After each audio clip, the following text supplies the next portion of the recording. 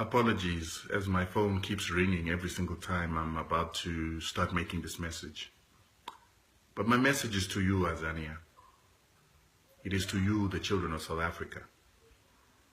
And it is from us, your big brothers, speaking to you because of experience. There is nothing new that South Africa is going through that we've never seen before.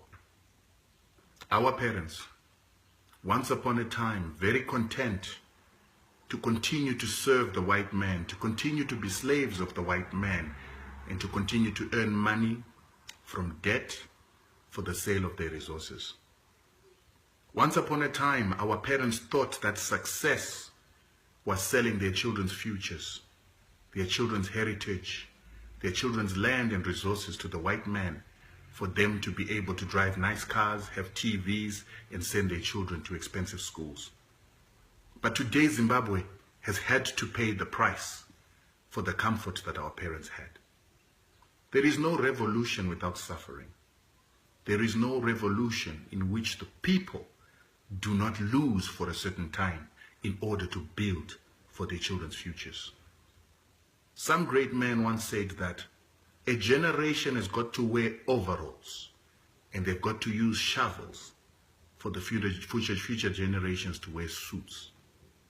The problem with you, South Africa, is that you are content with buying BMWs on credit, content with designer clothes, designer fashions, and driving on beautiful roads, while 60% to 70% of the rest of the population live in poverty to support your fake middle-class lives. And the reason why this fake middle-class life is encouraged is that every single time that you take credit to buy those beautiful cars, to buy those beautiful clothes, you are supporting Western businesses.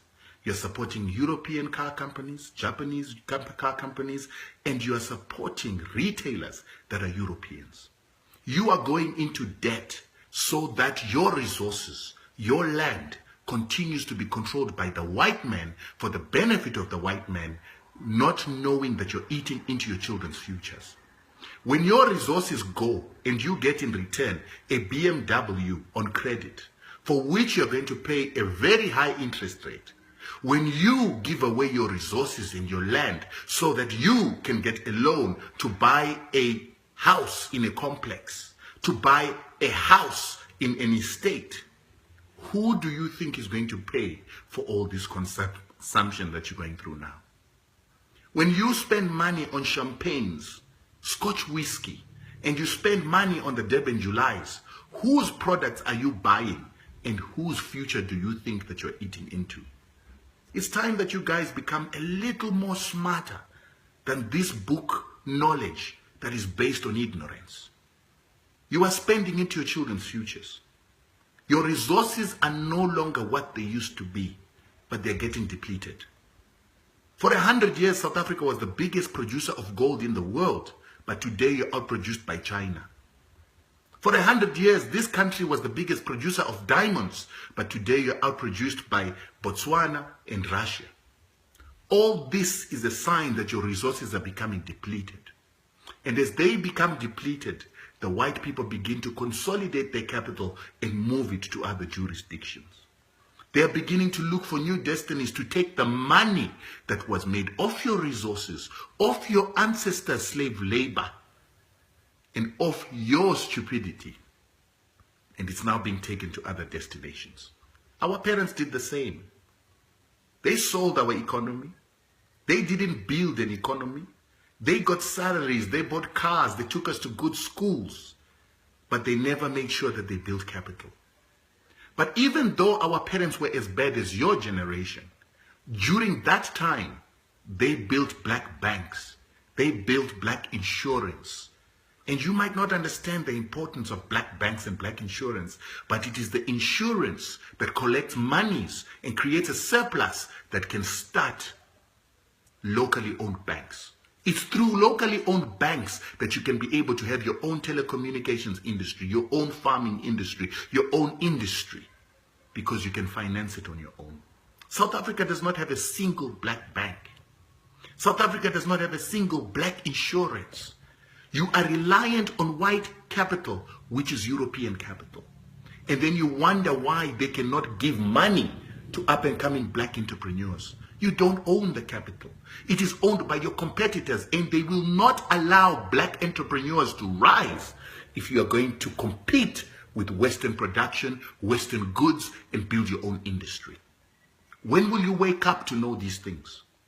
The factors of success that you use to measure your success in South Africa today, which is the roads that you've got, the infrastructure that you've got, without looking at how that is going to gear you into producing for the future, is where your error is. In economics, in accounting, we've got something called gearing. And gearing is determined by ownership. Ownership of the factors of production. Ownership of the capital that you're going to employ in order to make wealth. All your capital, all your assets, all your resources are not owned by you. They're owned by foreigners. So you have no gearing capacity. You have no gearing. Instead, what you have is debt, while somebody else owns your factors of production, so they are reliability unto you. It's time you start understanding that the ownership of your assets, the ownership of your resources is the only gearing that is going to build a better future for your children. Zimbabwe today has its issues, but it owns its land, its assets, everything that it requires for future gearing to produce. You guys need to wake up. This academia that is not based on practice, this academia that is based on being brainwashed, makes you similar to a rat that is running in a cage that thinks that it knows the world just because it knows how to run in the wheel. The world is a total different place. You have to build black business. You have to build black capacity, black capital, and black expertise in order to grow your children's futures. As I speak to you now, South Africa is growing at 0.2%. Zimbabwe is growing at 2.8%. This is a white European-controlled economy growing less faster than a black-controlled economy that's under sanctions. I don't know if you're smart enough to understand what that means, but that's an indictment on this economy that you show off about. You have shacks. People do not have clean water. People do not have sanitation. Black people are still suffering and living the lives that they lived during apartheid in the country with the richest resources in the world.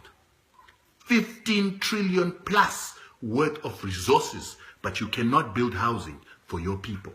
Then you, the middle class, to drive BMWs, want to maintain the status quo without understanding that your resources are being depleted.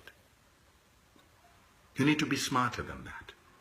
And this indictment of Zimbabweans, without realizing that Zimbabweans own what is theirs.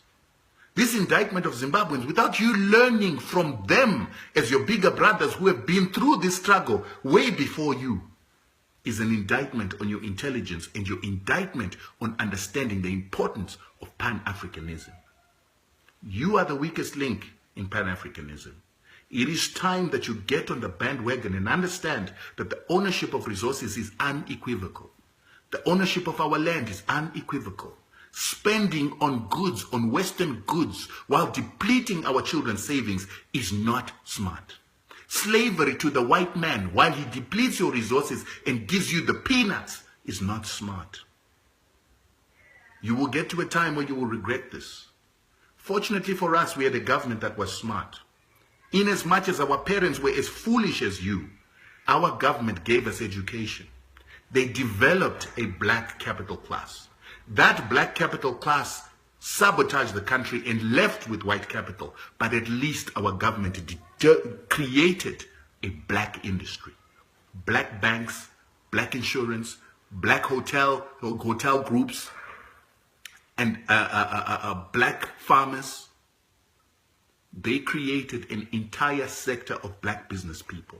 Our telecommunications industry is owned by black people. This is something that is absent in this country. Even your food does not belong to you.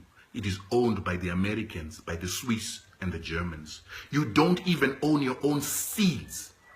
And the day that you fall out with the Americans, you will not have food. It's time that you wake up to these realities and stop thinking that you know better than people that are older than you. By the time you realize what I'm saying, chances are you will be in a civil war in this country. Because it's coming if you don't change the current situation of things. It is coming to a time where the poor will need to overthrow you, the middle class, and your white bosses if you don't change the circumstances and the situation of this country. The reason why you've got violence during your protests is because a man has to buy a tomato, a potato, onion. Every single thing that a person needs to survive in South Africa needs to be purchased. In Zimbabwe, the poor can grow their own food in their own backyards. They can grow their own food on vacant pieces of land and they will be able to eat. What Zimbabweans fight for is sneakers, cell phones, cars, and a better life. But at least they've got access to the basics. You don't have access to the basics. That is why Marikana happened. People can't even eat without 10 rand in their pocket. That is why situations like the service protests that happen in this country happen.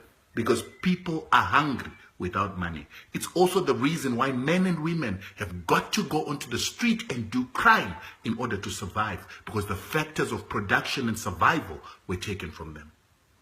It's time you wake up, guys. And I won't stop speaking because I'm an African. And I love you. And unless you stop being the weak link, Africa has got no future.